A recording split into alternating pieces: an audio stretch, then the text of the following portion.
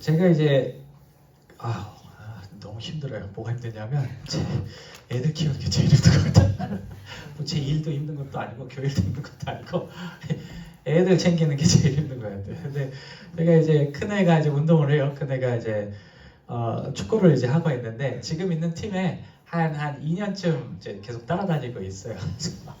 토요일만 되면 막 폴센터로 가야 되고 막 못 가니까 막 엄마들한테 부탁해고 제발 좀 데려가줘 이렇게 얘기해주고 그래서 2년을 버텨왔어요. 근데 이렇게 보면 이제 보이잖아요. 애들이 성장하는 게 보이는데 2년 전에는 제가 보기에 그 팀 자체가 애가 있는 팀 자체가 공놀이 하는 수준, 뭐 플레이볼 이 정도 수준의 어떤 레벨이었어요. 저것도 축구는 할 수 있는 거야 이렇게 생각했는데 2년이 지난 지금 이제 최근에 하는 걸 보니까 이것들 저를 이제 이겨먹겠더라고요. 그래서 내가 제대로 하고 뛰어도 이길 수 있을까라는 그런 그 변화가 2년 동안에 있었어요. 근데 사실 2년 동안 왔다 갔다 하면서 뭐 이제 운동하고 뭐 연습하고 그러면서 딱히 이 친구들이 한 게 없어요. 한 거라고는 그냥 시간에 모여서 연습한 거밖에 없어서 똑같은 거 연습하고 뛰는 것도 맨날 뛰고 맨날 패스하고 맨날 슛하고 그런 거밖에 없었는데 그 시간들, 그 연습하는 시간들이 반복하는 시간들이 차곡차곡 쌓이니까 2년 전에는 이제 머리로만 구현했던 게 이제 실제로 나오는 그런 모습을 제가 보게 되었어요. 제가 말하고 싶은 거는 이 반복이에요. 반복이라는 게 어떻게 보면 되게 지루한 그런 그 방법이긴 하지만 그 시간이 지날수록 효과적으로 우리에게 뭔가를 주는 방법이기 때문에 하나님도 우리와의 관계에서 이 반복을 사용하셔서 뭔가를 가르치실 때가 있어요. 오늘 본문은 이 동행에 대해서 그런 방법으로 우리에게 뭔가를 가르치는 모습을 이 사사기의 그 책을 통해서 얘기하고 있습니다. 이에 대해서 잠시 생각해 보고자 해요. 제가 지난주에도 그 출애굽기 얘기를 좀 했을 거예요. 이스라엘이 이집트에서 나온 그 순간부터 이제 하나님이 이스라엘을 데리고 다니시는 거예요. 이스라엘을 그 이집트 사건을 기점으로 해서 크게 바뀐 게 있다면 하나님이 그 이집트에 있을 때는 저기 약간 멀리 있는 그런 하나님이라는 생각이 들었다면 이집트에서 나오고부터는 늘 같이 붙어있는 하나님과 함께 가는 그래서 동행이라고 하면 아주 그 동행의 정형을 보여주는 그 시간이 그 이집트에서 나온 순간부터였어요. 어떻게 동행을 해주셨냐면 기적을 참 많이 보여주셨습니다. 여러분 홍해바다 갈라주시는 사건 기억하시죠? 물을 탁 아멘 그 사건이 있었어요. 있었고 뭐 누가 뭐라고 지금 과학적으로 뭐 설명하고 어쩌고 하고 간에 성경에서 얘기하는 것은 놀라운 그 사건이 있었다는 것을 얘기를 하고 있어요. 그리고 나오고 나서 구름 기둥과 불 기둥을 보여주심으로써 낮과 밤에 계속 이동할 수 있게 만들어 주셨고 먹을 것도 주셨죠. 만나 메추라기 아시죠? 기적적으로 주셨고 그리고 모든 만나는 적들을 다 물리칠 수 있도록 그렇게 큰 힘을 통해서 기적을 통해서 이제 이스라엘을 이끌어 주셨어요. 근데 말이죠. 이 동행의 과정 가운데 이스라엘이 뭔가 놓치고 있는 게 있었어요. 뭘 놓치고 있었냐면 하나님께서 진짜로 이해하기 원하시는 동행이라는 것의 의미를 잘 파악하지 못했어요. 왜냐하면 하나님 사실 처음부터 끝까지 지금도 우리랑 함께 계시는데 모든 순간 함께 계시는데 이스라엘은 어떻게 생각했냐면 오직 기적이 생길 때에만 오직 좋은 일이 생길 때에만 하나님이 우리와 있다라는 생각을 했다는 거예요. 무슨 얘기냐면 기적이 눈에 보이지 않을 때 특히 고난의 순간에는 하나님이 우리를 버렸다라는 생각을 하면서 살아가게 돼요. 오늘 본문 13절의 기드온의 고백이 이 동행에 대한 어떤 왜곡된 부족한 이해를 잘 보여주는 한이에요. 우리 6장 왜 이렇게 작지? 한번 같이 읽어보실까요? 시작. 오 나의 주여 여호와께서 우리와 함께 계시면 어찌하여 이 모든 일이 우리에게 일어났나이까? 또 우리 조상들이 일찍이 우리에게 이르기를 여호와께서 우리를 애굽에서 올라오게 하신 것이 아니냐 한 그 모든 이적이 어디 있나이까. 이제 여호와께서 우리를 버리사 미디안의 손에 우리를 넘겨주시다 하니라. 그래서 길어서 혀가 꼬이네요. 그 동행에 대해서 이제 기드온의 이해를 잘 보여준 핵심 구절이 제가 그 빨간색과 파란색으로 밑줄 친 부분이에요.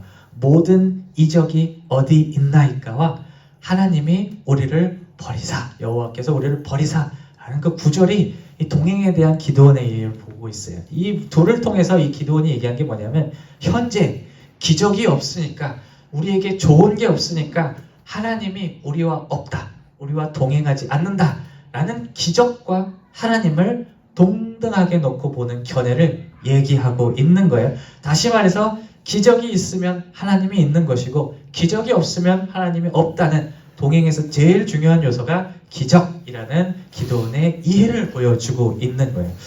사실 이 사사기 전체에서는 이런 이해가 잘못되었다는 것을 계속 보여주고 있고, 그래서 하나님이 이걸 교정하기 위해서 계속해서 기적을 줬다가 뺏었다가 줬다가 뺏었다가 하는 과정을 통해서 동행이 뭔지에 대해서 제대로 가르쳐 주려고 하는 모습을 볼 수 있어요.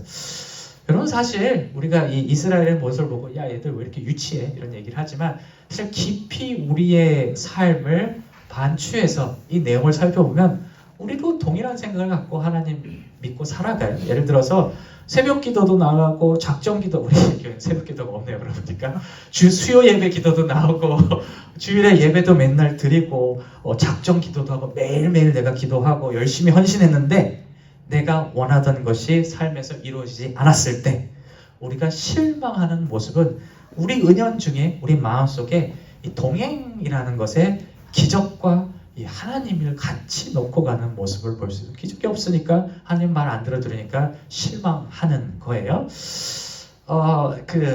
미국은 아직도 이제 편지를 자주 이렇게 보내잖아요. 편지 보내서 중요한 소리를 이렇게 보내고 이렇게 계속 아직도 그러는데, 제가 이제 그 한참 공부할 때 어떤 학교 프로그램이나 뭐 이런 어떤 자리에 지원할 때마다 우체통을 맨날 가서 맨날 체크했어요. 체크해서 그 레터가 왔나 안 왔나, 그 acceptance letter가 왔나 안 왔나 보는데, 그 편지가 날라오면 늘 그 편지 두께를 이렇게 체크를 해요. 왜냐하면 그 두꺼우면 뭔가 좋은 거고 얇으면 나쁜 거예요. 왜냐하면 왜 얇냐면 그냥 딱 그 한 패러그램을 너무 아쉽지만 자리가 딴 사람한테 갔어. 이런 레터이기 때문에 되게 얇아요. 그래서 편지 이렇게 만져보면 알아요. 그냥 만져보면 아는데, 제가 말씀드렸듯이 제가 실패를 좀 많이 경험하지 않습니까? 10중 8구는 열의 9은 다 얇은 거예요. 패턴이 어떠냐면, 그런 시기가 있어요. 제가 막 기도를 막 열심히 해요. 하나님, 제가 이거 되면 내가 더 하나님께 뭔가를 드릴게요. 하나님, 뭔가 더 열심히 할게요 하다가 그 얇은 편지를 받는 순간 제가 무슨 얘기를 하냐, 하나님 왜 나를 버리셨습니까? 하나님 왜 나를 기억해 주지 않습니까? 라는 그런 생각이, 실망감이 확 들어와요. 어쩔 수 없어요. 저도 목사지만 제 마음속에는 그런 마음을 갖고 살아가는 거예요. 사실 이런 실패의 모습에 실망하는 제 모습을 사실 뒤로 이렇게 보면 뭐가 있냐면, 저도 모르게 하나님하고 기적, 하나님하고 좋은 것을 보장하는 그 하나님을, 그런 등식이 제 머릿속에 있기 때문에 좋은 일이 없을 때는 하나님이 나한테 없어 라는 생각을 저에게 하고 있는 거예요. 이 오늘 본문에서 하나님은 이렇게 기적을 초점에 두고 있는 동행의 일을 바로잡을 기회를 기드온에게 한 번 더 허락하세요. 16절에서 뭐라고 하시냐면, 한번 넘겨주시면 16절에서 내가 반드시 너와 함께 하겠다 라고 얘기하면서 동행이라는 게 뭔지에 대해서 한번 보여줄게 라는 식으로 이제 이끌어가고 있어요. 이 기드온 얘기가 되게 유명한 얘기인데 아시는 분들 아실지 모르겠어요. 이 기드온 얘기 나중에 한번 보세요. 사사기 6장 7절 한번 이렇게 쭉 보세요. 재밌어요. 이 기드온 얘기 쭉 보게 되면 한 가지 되게 흥미로운 패턴이 하나가 등장해요. 하나님과 기드온이 같이 가는 길 중에서 서로 생각이 달라요. 기드온은 A를 생각하고요, 하나님은 B를 얘기해요. 또 다른 B를 얘기해요. 오늘 본문에서도 구체적인 사례를 하나 소개했는데, 먼저 하나님께서 무슨 얘기를 하냐면, 야 기드온아, 내가 너를 용사로 만들어서 이스라엘을 압제하고 있는 미디안을 내가 몰아내겠다. 너를 내가 사용해서 큰 일을 이루겠다라고 얘기하시고 계세요. 14절에서 이제 기드온이 내가 구원자라는 말 취지로 이렇게 얘기하고 있는데 우리 14절 한번 읽어보실까요? 시작.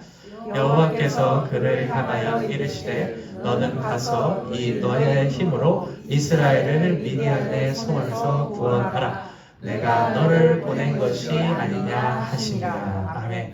하나님은 기드온을 쓰겠다고 너는 용사가 될 거야 라고 이렇게 얘기하고 있는데 기드온은 뭐라고 얘기하냐면 완전 정반대를 내가 약한 사람 중에서도 약한 사람이기 때문에 이 일 할 수 없어요 라고 그렇게 얘기를 해요. 그러니까 우리 교회에서 돌아가는 것도 이런 게 있어요. 제가 뭐 이게 좀 해주세요 이렇게 얘기하면 전 그런 능력이 없습니다 목사님 그러면서 나중에 할게요 이런 얘기를 듣는데 그 얘기를 기드온도 똑같이 하고 있어요. 한번 볼게요.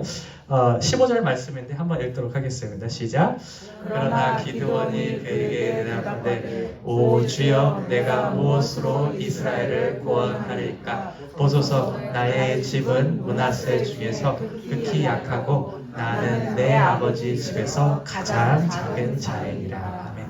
나는 못한다는 소리예요. 그냥 한마디로 해서 말도 안 되는 소리 하지 마세요. 난 능력 없어요 라고 얘기하는데 이런 상반된 의견을 갖고 있죠. 근데 이 기드온 의견하고 하나님 의견이 다른 점이 나중에도 한 번 더 드러나요. 여러분 기드온의 300용사 들어보셨습니까? 300명을 데리고 스파르타 다 거기랑 이제 연결이 이렇게 될 수도 있는데 그 기드온이 300명을 데리고 그 큰 수많은 적을 물리쳤던 그 이야기에서도 요 비슷한 내용이 드러나요. 뭐라고 얘기하냐면 무슨 얘기가 나오냐면 미디안을 적군을 치기 위해서 기드온을 중심으로 수많은 사람들이 모였어요. 32,000명 정도가 모였다고 해요. 32,000명이 기드온과 함께 전쟁을 하기를 원했고 기드온도 그런 마음이 있었던 것 같아요. 그 마음을 갖고 하나님께 가는데 하나님이 뭐라 그러시냐면 이 사람들 너무 많아 라고 얘기하시면서 이 32,000명을 100분의 1로 줄여버려요. 300명으로 줄여버리십니다. 그리고 이렇게 얘기하시죠. 7장 2절에서 우리 한번 읽어보실까요? 시작. 너를 따르는 백성이 너무 많은즉 내가 그들의 손에 미디안의 사람을 넘겨주지 아니하리라. 아멘. 이 의견의 상이야 서로 말이 다르죠. 근데 이제 우리가 성경을 쭉 보다 보면 사사기를 쭉 보다 보면 한 가지 아주 중요한 사실이 드러나요. 뭐냐면 하나님의 생각, 기드온의 생각 둘 중에서 결국 옳은 생각이 누구의 생각이냐면 하나님의 생각이었어요. 기드온은 힘이 없고 그래서 내가 이 적군을 32,000명이나 되는 사람으로서 내가 쳐 부셔야 되겠다고 얘기를 했지만 그렇게 해야 가능하다고 했지만 그것과 달리 하나님의 말씀대로 300명을 가지고 그 수많은 대군을 물리칠 수 있는 그 역할을 기드온이 정말 감당했고 그래서 결국 하나님이 옳다라는 게 이 어떤 기드온 사건의 결론으로 맺는 것을 우리가 볼 수 있어요. 그 부분에 대해서 8장 23절에 기드온이 이렇게 고백을 합니다. 우리 한번 읽어보실까요? 시작.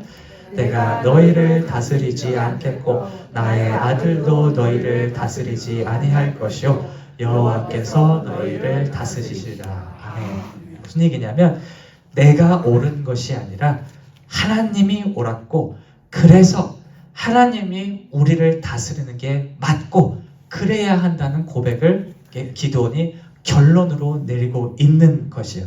하나님이 옳다는 것과 하나님이 맞는 것이기 때문에 그래서 하나님을 따라가야 한다는 것 이것이 동행의 중요한 목적임이 기드온의 입을 통해서 드러나는 거예요. 기적과 하나님을 도는 게 아니라 그 동행 가운데서 기적이 일어나던 불행이 일어나던 하나님께서 하시는 것이 맞기 때문에 하나님을 따라가야 한다는 그 고백을 기드온이 하고 있는 것이에요. 오늘 말씀을 말이죠. 하나님께서 우리를 동행의 자리로 초청할 때 우리 이번 달 계속 동행에서 얘기하고 있죠. 우리의 위치가 어디인지 명확하게 규명해 주는 본문이에요. 우리가 동행함에 있어서 우리가 기억해야 될 우리 위치가 뭐냐면 우리는 하나님을 따라가는 사람이에요. 하나님과 같이 있는 사람도 아니고요. 하나님 앞서는 사람도 아니에요. 우리가 올바른 위치는 뭐냐면 하나님의 리더십을 따라가는 사람이 그게 우리 사람 위치라는 것을 얘기하고 있어요. 근거가 분명해요. 근거가 뭐냐면 하나님이 언제나 옳으시기 때문이에요. 왜냐하면 한번 생각해 보세요. 여러분들 우리가 내 자신 이끌어 갈 수 있습니까? 잘 올바른 방향으로 갈 수 있어요. 우리가 수많은 선택을 하고 살아가잖아요. 근데 그 수많은 선택이 다 100% 맞는 길로 갑니까? 안 가죠. 하물며 우리가 하나님과 가는 길에서 하나님 옳은 길로 끌어올 수 있겠어요? 못 가요. 그렇기 때문에 우리는 늘 하나님을 따라가야 한다는 것. 그것을 우리가 잊지 말기를 원하는 그런 그 말씀이 기도원을 통해서 우리에게 주어진 것입니다. 지난주에 제가 저희 교회 그 단체 그 대화방에 저기 선교사님, 저희가 후원하고 있는 아마존 선교사님 김선교사님, 그거 뭐 이제 컨피덴셜일 수 있기 때문에 요거는 지키고 있기 때문에 김선교사님한테 우리가 후원을 계속 하고 있어요. 근데 그분이 이제 그 인터뷰 최근에 했던 거를 제가 올렸는데 보셨을지 모르겠어요. 보신 분들 계시죠? 보신 분들 계신데 정말 많은 고백을 하는데 좀 제가 귀를 의심케 하는 그런 고백들도 들었어요. 어떤 고백이냐면 고생을 하셨는데 그냥 고생한 정도가 아니라 우리가 생각할 때 최고의 고생이라고 생각한 고생길을 20몇 년 동안, 수십 년 동안 걸어 오셨더라고요. 첫 번째로 뭐냐면 제가 귀를 의심했던 게 제가 수요일 예배도 우리가 얘기했어요. 독살을 당할 뻔했대요. 그 아마존 사람들한테 칼을 들고 오고 독극물로 이렇게 죽이려고 하는 그런 경우가 있었고, 두 번째로 가장 어려운 것들은 같이 부부가 선교사를 했어요. 근데 사모님이 한 10년 전에 암으로 돌아가신 거예요. 그러니까 유일한 그 동반자가, 그 선교의 동반자를 하나님께서 가져가셨어요. 사실 이 두 개가 우리 삶에서 생각할 수 있는 가장 큰 고통 아닙니까? 생명을 잃는 것, 생명의 위협을 느끼는 것, 이것들을 그 수십 년 동안 계속 경험하시고 계신 거예요. 그런데 참 재밌는 게 뭐냐면 저는 이제 그런 생각이, 그런 일이 왔으면 참 나에게 힘들게 했던 사람들, 저도 그런 게 아니라 나를 힘들게 했던 사람들, 나한테 나쁘게 했던 사람들 이 마음속에 꾹 쳐놓고 있다가 이 기회가 되면 좀 복수해야지 이런 생각을 하고 있는데, 선교사님은 그렇게 얘기를 하지 않더라고요. 어떻게 얘기하냐면 이렇게 얘기하세요. 나한테 고난을 준 사람도, 나한테 못되게 하지, 나를 죽이려고 했던 사람도 다 하나님의 도구로서 역할을 한 것이에요 라고 이렇게 그러면서 하나님이 옳았어요 라고 이렇게 얘기를 하시더라고요. 그래서 결론을 왜 그렇게 내리시냐면, 내가 교만했을 때, 내가 하나님보다 내 생각을 막 가졌을 때 내 눈에서 눈물을 쏙 뺏게 하심으로써 교만한 나를 내려오게 하셨기 때문에, 겸손하게 하셨기 때문에 이것은 그 사람들도 옳은 것이었고 하나님도 옳은 것이에요 라고 그렇게 결론을 내리시더라고요. 저는 그 얘기를 들으면서 알았어요. 선교사님이 그런 주변에 뭔 상황이 있던지 간에 그 오랜 동안 하나님과 동행할 수 있었던 이유가 바로 내 생각이 맞아서 그 생각을 따라가는 것이 아니라 하나님께서 옳은 것을 아시고 그리고 그 길을 따라가야 되겠다는 그런 마음이 있었기 때문에 무슨 일이 발생을 해도 수십 년 동안 그 불모지에서, 그 선교의 불모지에서 계속 살았다는 것을 제가 인터뷰를 통해서 확인을 할 수가 있었어요. 제가 말씀을 마무리할게요. 제가 이 말씀을 묵상하면서 믿음에 대해서 생각을 해봤어요. 믿음이란 게 그런 것 같아요. 바깥에 벌어지는 상황이 뭐가 일어나도 믿음을 제대로 갖고 있으면 동요하지 않아야 돼요. 믿음이라는 것은 말이죠, 변화시킬 수 있는 힘이 있어야지 바깥에 있는 환경을 통해서 변화되면 안 돼요. 좋은 일이 있다고 막 이렇게 하면서 하나님이 나와 함께 하셨어 막 이러다가 나쁜 일이 있으면 하나님 어디 계셔? 이런 거는 진정한 믿음이 아니라는 것을 제가 말씀을 통해서 다시 한번 깨달을 수 있었어요. 왜냐하면 참된 믿음이란 하나님의 옳음을 믿는 믿음이기 때문에 기적과 고난의 유문에 상관없이 요동하지 않고 하나님을 따르게 만들기 때문에 그렇다는 것을 제가 다시 한번 알게 되었습니다. 여러분들께 하나님께 예비하신 어떤 그런 결과들, 옳은 결과들에 도달하는 자들은 결국 이런 믿음을 가진 사람, 동요하지 않고 하나님의 옳음을 믿으며 하나님을 따라가는 자들만이 그 길에 갈 수 있다는 것을, 기도원처럼 갈 수 있다는 것을 말씀을 통해서 다시 한번 저도 깨달을 수가 있었습니다. 여기 계시는 모든 분들이 순종하는 마음으로, 어렵겠지만 순종이라는 게 참 어려운 거예요. 순종이라는 마음으로 언제나 오르신 하나님과 동행하는 자들이 되시기를, 하나님께서 예비하시는 그 목적지에 도달하시는 자들이 되시기를 저희 주님의 이름으로 축원합니다. 아멘.